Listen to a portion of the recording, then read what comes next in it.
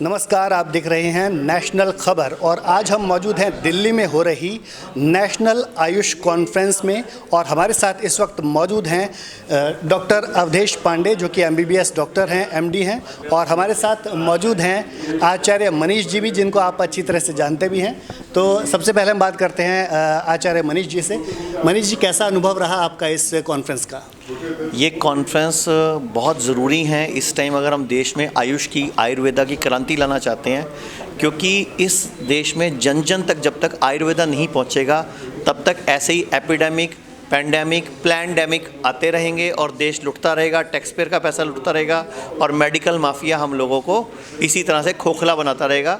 तो एक ही तरीका है, इस तरह की कॉन्फ्रेंसेस करके हम अपनी आवाज़ सरकारों तक, WHO तक और पूरे विश्व में पहुँचाएं और आम जन जन तक पहुँचाएं कि कैसे आयुर्वेद द्वारा, नेचुरोपैथी द्वारा बड़ी से बड़ी बीमारी, चाहे किडनी फेल है, लीवर फेल है, कैंसर है, मंकी पॉक्स है, इस हर चीज़ को एक्सपोज करना और उसकी अंदर की एक्चुअल में इलाज क्या है आयुर्वेद के द्वारा, उसको हम क्लियरली रूप से लोगों तक पहुंचा सकते हैं। तो ये ऐसे प्रोग्राम बहुत ज़रूरी हैं। जी डॉक्टर अवधेश, जो बात अभी आचार्य मनीष जी ने कही, क्या आप उससे सहमत हैं?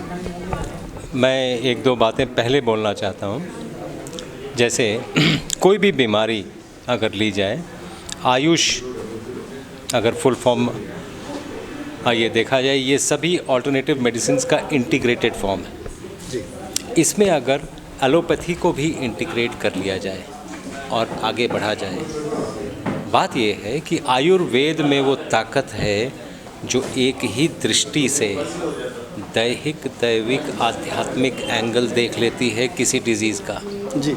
जो ताकत एलोपैथी में नहीं है। एलोपैथी की अपनी ताकतें हैं, वो एक बहुत डीप लेवल तक पहुंच सकती है किसी डिज़ीज़ का, लेकिन डिज़ीज़ एक मैनिफेस्टेशन है, उसका कारण हो सकता है दैविक, आध्यात्मिक लेवल पे रुका हो, वो देखने की क्षमता आयुष में है। इसीलिए मेरा ये मानना है कि अगर इंटीग्रेट हो जाए तो इससे अच्छी बात नहीं हो सकती है। ये मेरे कहने का मतलब। मनीष जी, ये जो इंटीग्रेशन की बात है, आपको क्या लगता है हिंदुस्तान में ये इंटीग्रेशन अभी क्या अपने शुरुआती दौर में है? देखिए, सरकारों का तो मुझे पता नहीं, हम लोगों ने भारत में इंटीग्रेशन की शुरुआत कर दी है। हमने भारत में पहली बार हिम्स के नाम से, हिम्स मतलब hospital and institute of integrated medical sciences के नाम से हॉस्पिटल शुरू किया है। चंडीगढ़, गुड़गांव, अमृतसर, जयपुर, जोधपुर, लुधियाना, मुंबई, ठाणे, अब इसकी कई ब्रांचें खुल चुकी हैं।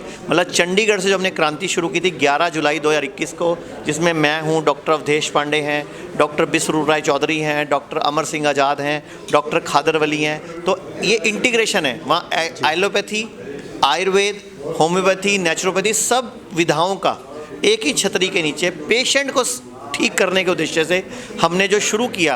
अब किडनी फेल के जितने भी पेशेंट हमारे हॉस्पिटल में आते हैं, जिनको बोला गया कि सिर्फ डायलिसिस और ट्रांसप्लांट ही होगा, अब वो बिना डायलिसिस के उसी किडनी को रिवाइव कर रहे हैं, उसी किडनी को जिंदा करने की उन्हीं की बॉडी खुद ही कोशिश कर रही है और उसमें कामयाब भी हो रही है, क्योंकि बॉडी में ये गुण हैं। और डॉक्टर अवधेश पांडे उसमें स्पेशली जो अपना रोल प्ले करते हैं वो कैंसर पेशेंट्स पे करते हैं कि जितने भी लोग स्टेज 3, स्टेज 4 के कैंसर पेशेंट आते हैं, स्पेशली उनको डॉक्टर अवधेश पांडे की निगरानी में रखा जाता है। उनको डॉक्टर अवधेश पांडे ही डाइट चार्ट वगैरह बना के देते हैं। तो कैसे कैंसर भी यू टर्न हो रहा है, तो ये भी डॉक्टर अवधेश पांडे बोलते हैं कि मिरेकल है, और फिर यू टर्न दिलाना मिरेकल इन मिरेकल है।